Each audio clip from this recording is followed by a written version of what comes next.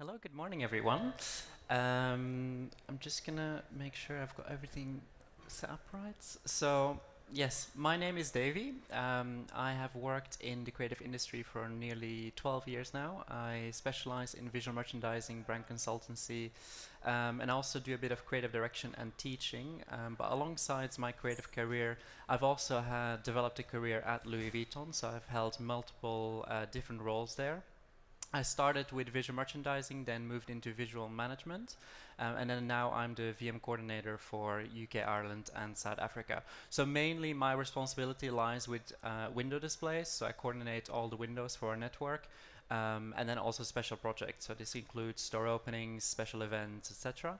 And then kind of in charge of making sure that all the team members that come on board within the retail teams are also trained to our visual standards to make sure that they adhere to all the visual kind of levels that we expect in store.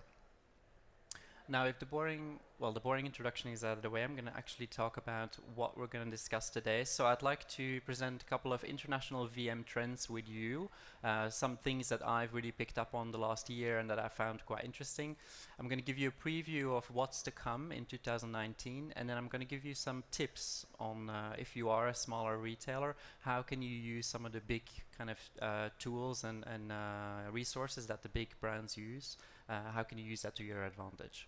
At the end, hopefully, if we have time, you can ask me some questions as well. So the last couple of years, we've really seen retail revolve around these four pillars. And especially VM obviously plugs into that.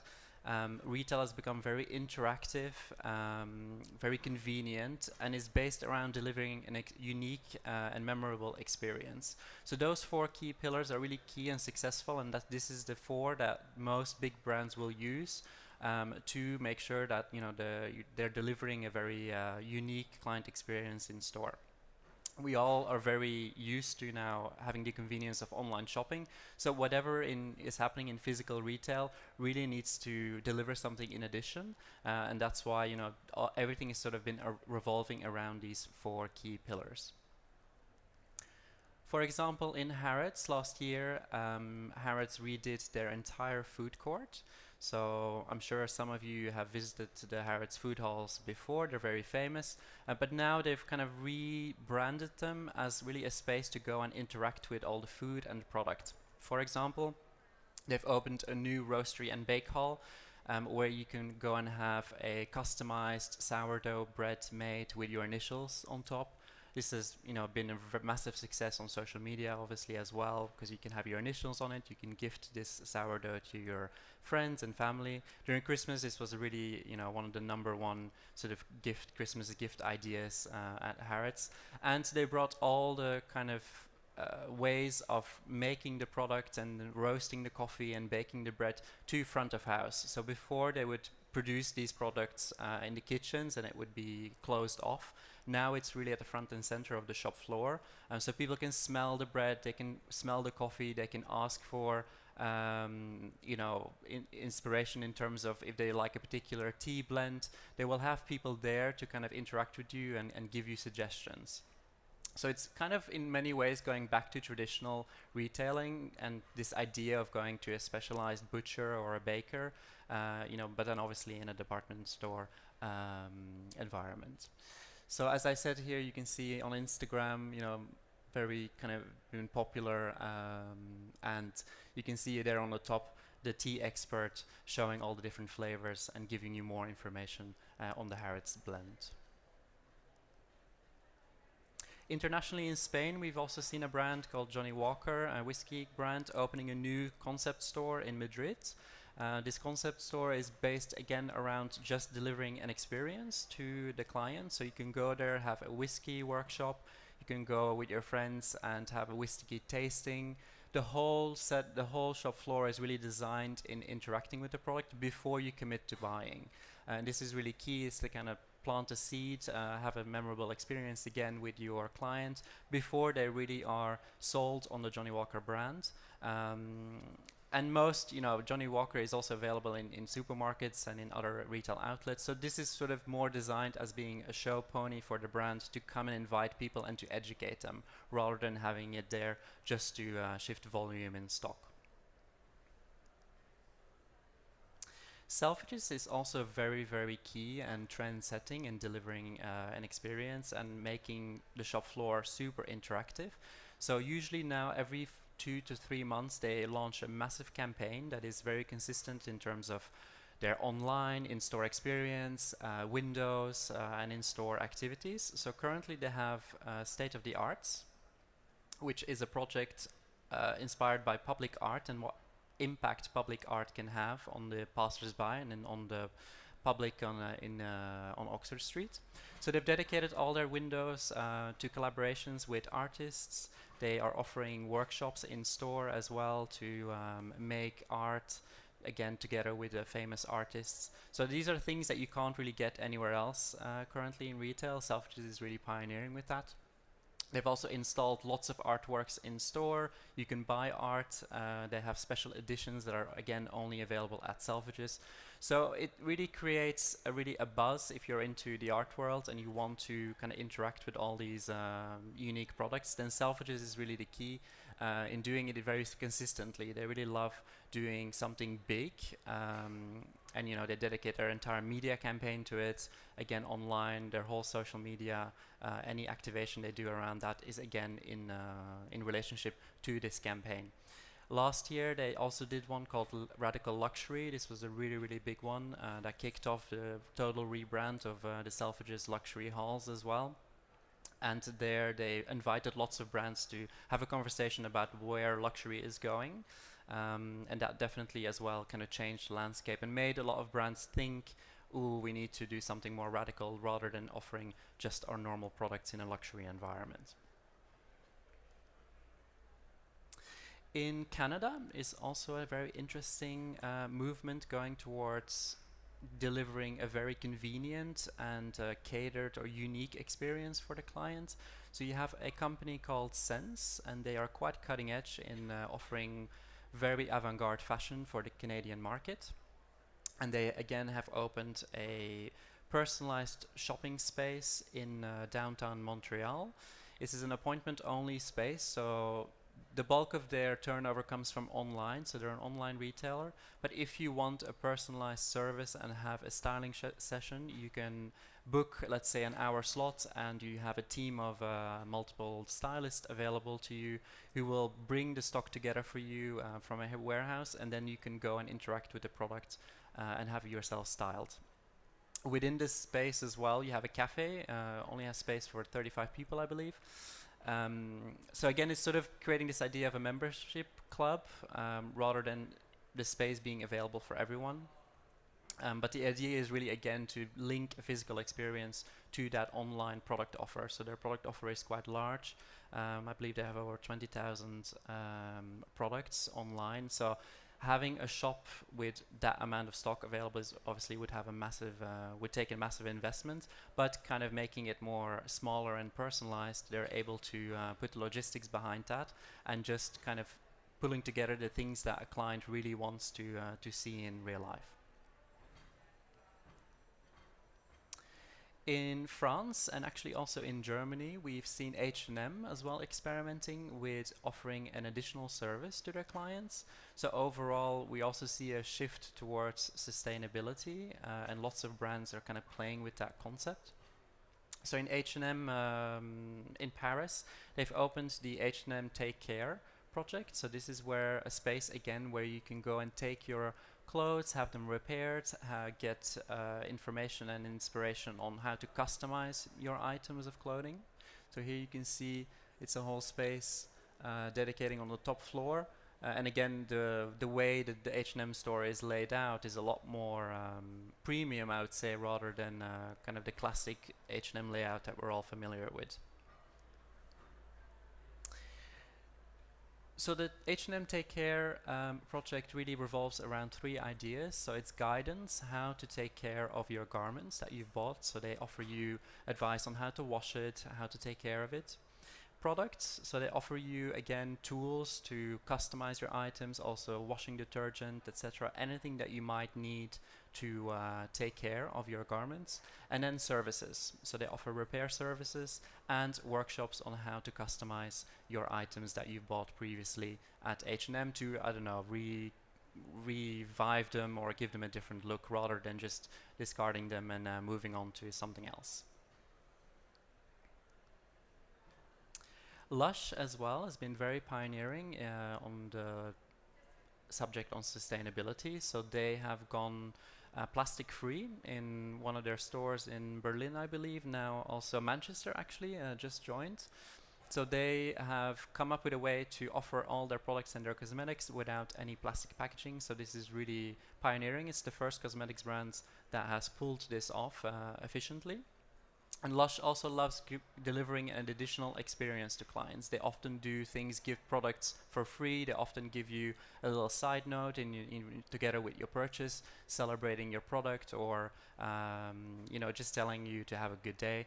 This is all designed really to, again, give clients that fuzzy feeling when they leave the store and to feel good about themselves when they've bought something that doesn't have an impact on the environment. In London, we also have a company called Cold Drops Yard, experimenting with this idea of the department store or the mall. Near King's Cross, you have a development that used to be used for the coal industry. So you can see here lots of little archway buildings, and they've rebranded it and kind of joined the two warehouses together with a floating roof, a kissing roof. And in each little arch you have a specialized retail unit. So here the idea is really to give customers, again, something different. It's a really nice blend between offering retail but also workshops, also exhibitions. You have dining, you have retail, culture, everything kind of comes together there. And each shop that has signed a contract with Cold Drops Yard has committed in offering something unusual or something different. So for example, Paul Smith, you can see here, they have designed their shop kind of in a very different way to the normal Paul Smith store.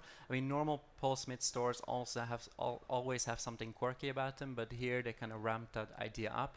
They've covered one of their rooms in 2 million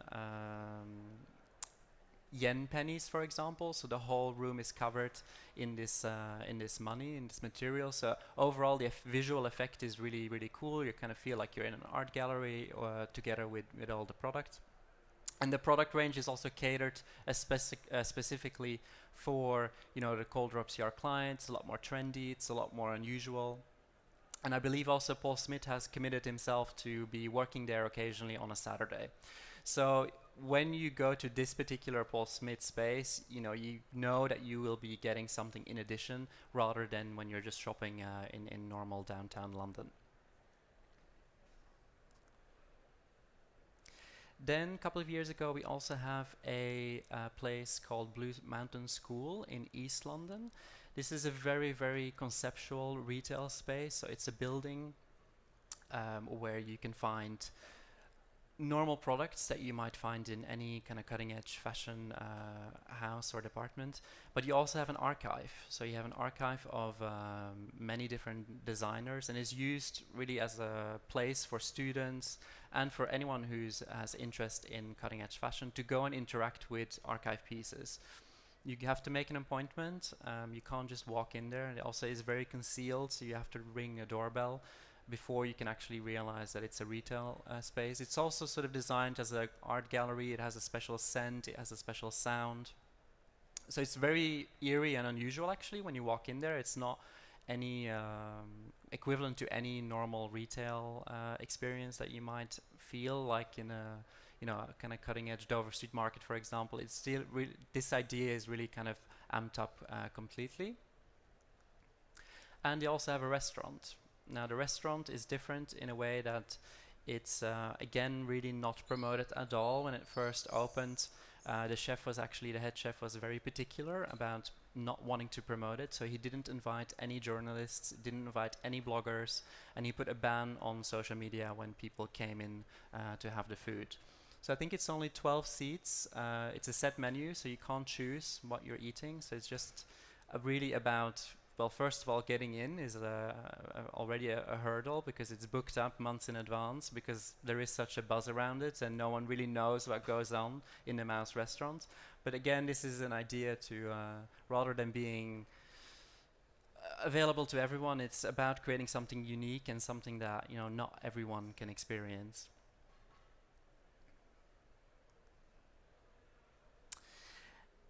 And then we also see big campaigns with department stores, again, wanting to evoke emotion with our clients. So Barney's, for example, their Christmas campaign was linked with a charity called Save the Children. And again, they took this idea of spare change, kind of blew it up and dedicated all their windows to raising awareness for Save the Children. So you can see here the wording, make change, and then the big coin here. The wording, make change, is actually made again out of dollar pennies. So each penny afterwards, after the campaign was finished, is then being donated to Save the Children. So the window is there for a purpose, to raise awareness, and then afterwards the proceedings of that the material of that window is then donated. So again, it kind of taps into this idea that, you know, we're all wanting to go shopping guilt-free, so we want to be doing something positive while we're shopping. And they also had a selfie booth inside of Barney's. So here you could take selfies with yourself, and then you can upload it onto your own social media channels with the hashtag sentiments. And then Barney's made a pledge to donate an additional $5 per post that people were generating inside the Barney's store. Obviously, the visual merchandising strategy and the pop-up and the windows and any in-store animation were built around this idea of spare change. So you can see the references of brass and money coming in each thing that they've done. And then again, whenever they used money or actual physical pennies, they were donated to Save the Children. Then we also have a brand called Gentle Monster. This is a sunglasses company and an optical frame company, very, again, avant-garde in their product, very big on social media, so they have a massive online following, and most of their business, again, comes from online. But they've been opening these brand temples worldwide, quite aggressively, actually. They have opened quite a lot of them, and each one is unique. So you can see in each Gentle Monster retail space, you have a different experience. Again, it's built around this idea of creating almost a gallery space rather than it being just a shop. Actually, the product is very almost hidden. You can barely see what is actually for sale. But they want people to come in and really interact with all the installations. Again, it's very social media friendly. And they also have a special scent in each store, a special sound design, etc. So the one in London actually is very interesting. It has all these monsters that are moving when you first walk into the space, and then when you go downstairs, you have a completely different world. So going to a Gentle Monster store is an experience in itself, and you definitely remember it when you've walked in there. And then you really, you know, if you're a brand lover, you know, this is the kind of cherry on the cake to have that in addition to the product that you love. So overall, I would say, you know, these things are going to stick around, these 4 pillars, but they are also going to morph or kind of turn into ones that are slightly more targeted and slightly more relevant for the future of retail. So I really see them moving into becoming more immersive rather than interactive, more sustainable rather than just being convenient. We're all becoming very conscious about the fact that, you know, fast fashion is not good for us and not sustainable. So we're gonna want to be surrounding ourselves with, you know, retail spaces that do deliver that additional promise that it's not damaging completely to our environment. Rather than it being unique and memorable, it's going to have to be very relevant now and even disruptive to catch our attention. All the brands are now delivering these experiences, so we're kind of getting used to them. So they're going to have to be a lot more targeted, and a lot more disruptive to kind of shock us in a sense that we still remember it. And we can already see this happening. So we have Virgin Holidays, for example, opening stores where you can go and experience a Virgin holiday before you even go on holiday. So you go in there, you can experience a first class seat on a Virgin flight. You can go and try out the massage function. You can go and sample the menu that will be offered to you in your first class cabin.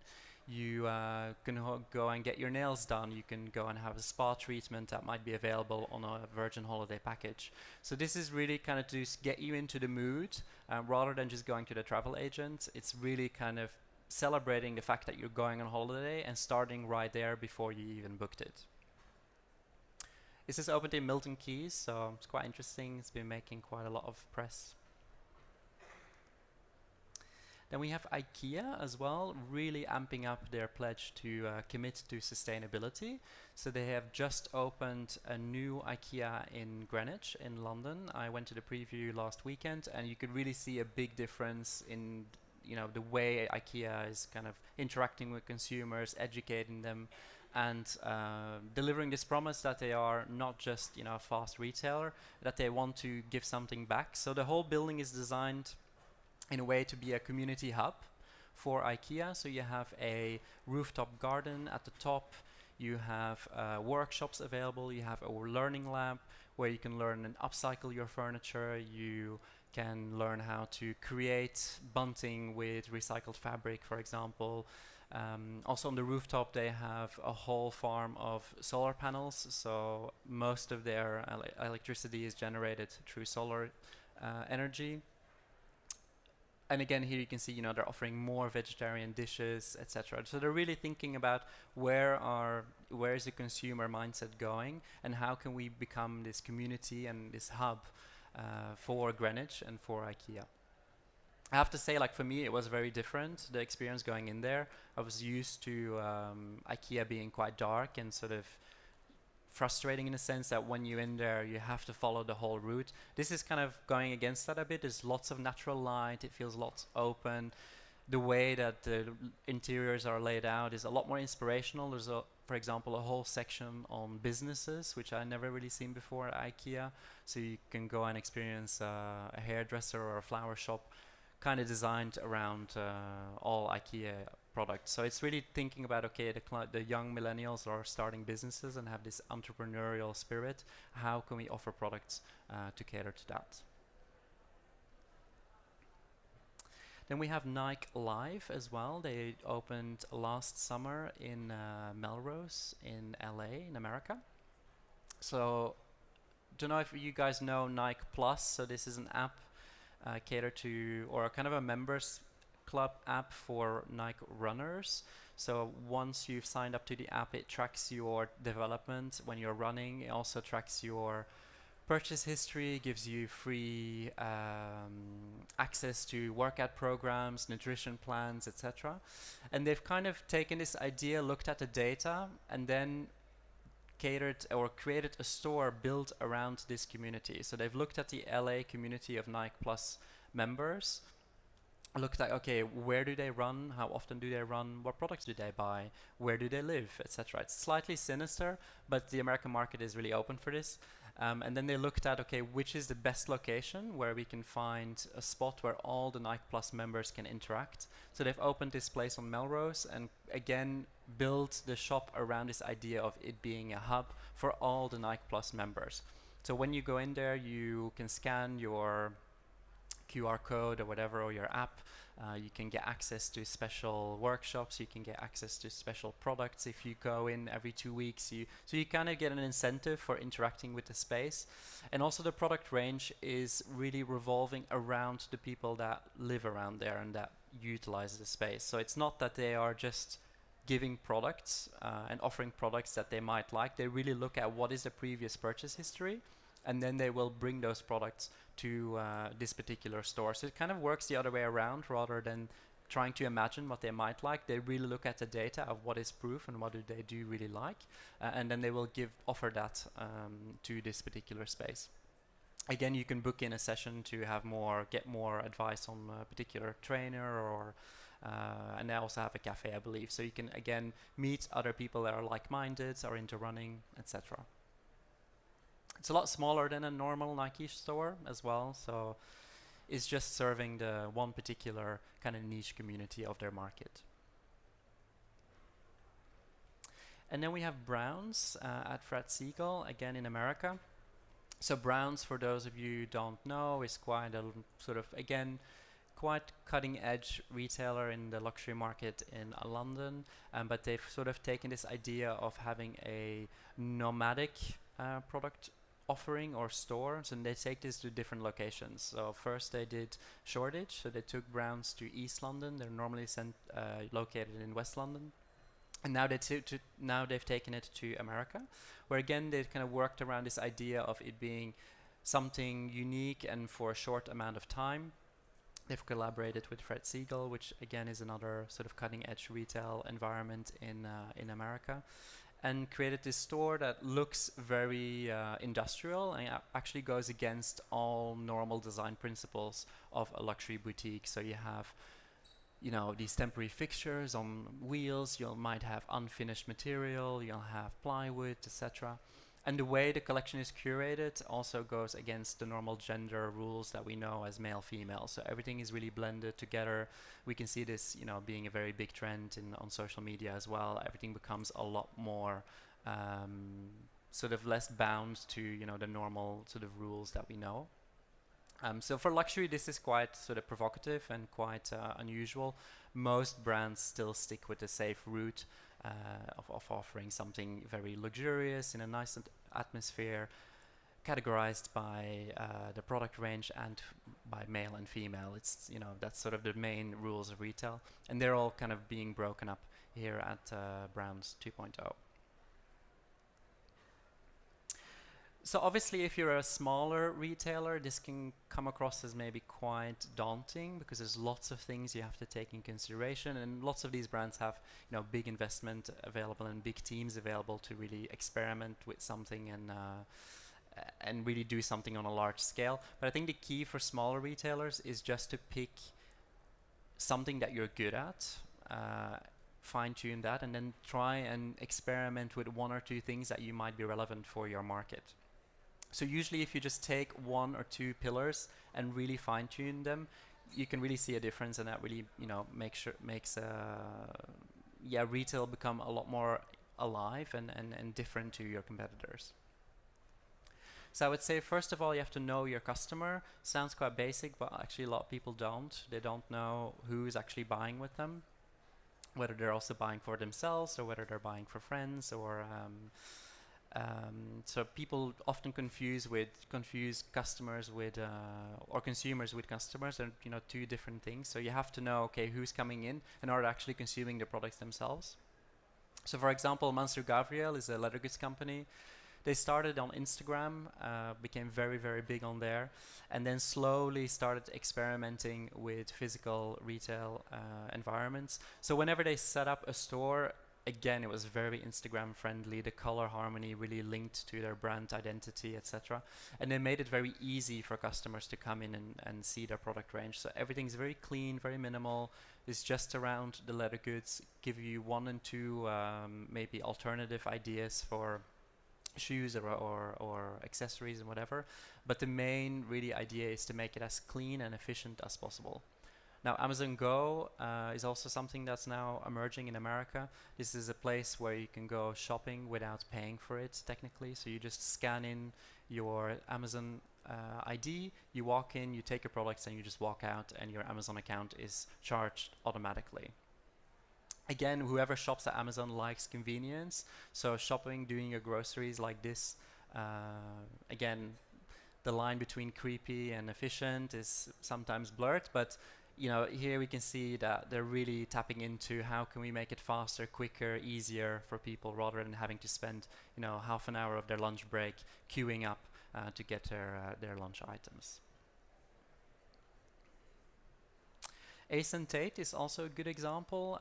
They are a European optical store. Again, they're catering their products to the millennial market. You can buy frames there, including prescription, for £98. This includes also an eye test. So this really takes away all the hassle that you normally have with getting new frames that we all know you're having to go to the doctor to get your eyes checked, and you have to go to the optician who's charging you maybe £700 for a pair of frames and glasses. They take all of that away and make it super convenient. Yeah, they just give one price, everything included.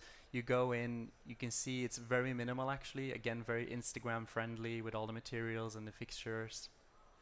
And they just kind of build that retail unit around this idea of convenience and being very transparent in what's on offer. So you have all the frames on display, you have downstairs your eye test, everything's done very quickly. So it's, yeah, it's very, very, again, kind of breaking this normal idea of going to buy your optical frames. Then you have Little Stories, again in Spain. They have opened a shop in Valencia. It's a shoe store for kids. And we all know shopping with kids can be quite challenging sometimes. So they took this idea of turning a playground into a shop. So they made it fun for kids, that you can distract them. They have lots of little signage on the floor. You'll have changing rooms. You'll have things that the kids can play with. So kids are kind of occupied with the space. They love the colors. They're interacting with everything. And then the parents can just make their selection with the offer of shoes that you can see here. They also actually have a playground in front of the store. So they really embrace this idea that shopping with kids can be challenging, and you need to kind of be able to distract kids while you're making your decision. So they took everything that's sort of a hassle away and just really accepted it for what it is and turned it into a playground. Then second of all, I would say be bold. So don't be scared in doing something quite provocative, but make sure that you do this consistently. So don't do it once and then kind of lose the momentum. So again, Selfridges, here you can see Radical Luxury, the different interpretations of luxury in their windows. And their Christmas campaign as well was amazing. So they took this idea of the traditional Santa Claus and turned it on its head and turned him into a rock star. So you had windows displayed with him performing, then you had him backstage with a big mess with all the products on the floor, etc. So it's kind of playing with this idea of traditional Christmas, and we all idolize Santa Claus so much. So why not turn him into a rock star and make it a little bit more edgy? Paul Smith is again a very good example in utilizing also outside space with inside space. So their shop in America, in West Hollywood, is a bit of an icon in itself because it's a big pink building. Lots and lots of people have already kind of, it's on the radar and having your Instagram picture taken on this particular pink on the background of the Paul Smith store. So during Pride Month, they took over the entire building and had it painted in the pride flag stripes in a collaboration together with Instagram. Again, had a special hashtag. So you can see this generates again a lot of footfall to your shop. So don't always think, you know, I have to just do everything inside. Doing something on the outside can also be really effective in driving customers to your shop floor. And then it's again kind of basic, but a lot of brands forget this, is to be human and be authentic. So clients now are very savvy and understand very quickly whether we are being honest or not. So it's key to do things with integrity. For example, Harvey Nichols did a whole window display on celebrating the women's suffragette movement. They invited lots of women to go and smash the windows to kind of symbolize smashing the glass ceiling, etc. Anthropology is also very good at giving or kind of creating a platform for community for their clients. So they will organize workshops in store. You can go and make, I don't know, let's say flower crowns ahead of the festival season, or they might do a workshop around poetry, etc. So these things are not really there to do the hard sell on their product. It's more to, well, first of all, get people in and just to give something back and give them a bit of an experience.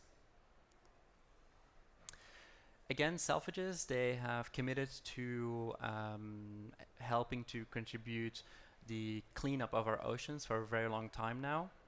So they have this project called Project Ocean. They committed to cutting all the plastic packaging from their Selfridges own packaging. They have cut all the endangered fish from their menus. And again, every year they dedicate a whole set of events and windows, etc., to raising awareness about the plastic in our oceans. Another interesting one during last Black Friday was labor and weight. So lots of brands have actually gone against Black Friday because we're again all are just sort of bombarded with deals and products, etc. So rather than offering discount to customers, they've offered a certain percentage of their sales during that was generated during Black Friday to go to a charity called Crisis at Christmas. So they help with the homeless during winter across the UK. Fits very well with the Labor and Weight brand concept because they offer products that are again, handmade, sustainable. It's a lot slower. They don't really tap into this fast fashion idea. So I would say overall, like physical retail is definitely not dead, and it's here to stay. We're still kind of trading on 90% of our sales still comes from physical. So for sure, like don't feel like you're having to be afraid too much of online. It's definitely rising and rising. It's really about combining the convenience and this world of online and delivering something in addition and something different in your physical space. So yeah, that is it from me. I have time for some questions if anyone's into it.